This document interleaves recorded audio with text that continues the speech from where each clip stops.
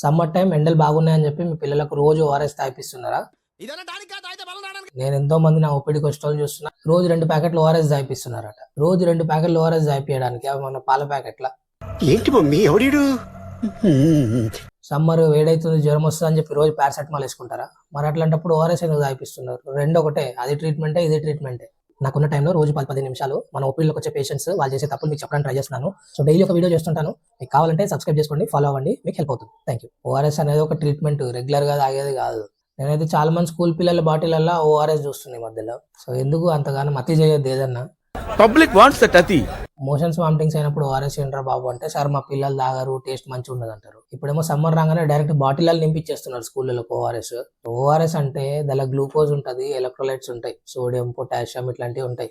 Motions vomitings అయినప్పుడు అవన్నీ body నుంచి వెళ్ళిపోతాయి ఎలక్ట్రోలైట్స్ మోషన్స్ లో. అందుకని చెప్పి అవి మళ్ళీ రావడానికి తాగిపిస్తాం. ట్రీట్మెంట్ కోసం కనిపెట్టిన ట్రీట్మెంట్ కోసం వాడండి. సాయంత్రం ఎండలు తిరిగి రాగానే కొబ్బరి నీళ్ళు ఇవ్వండి, షర్బత్ చేసి ఇవ్వండి, ఇది ఓకే.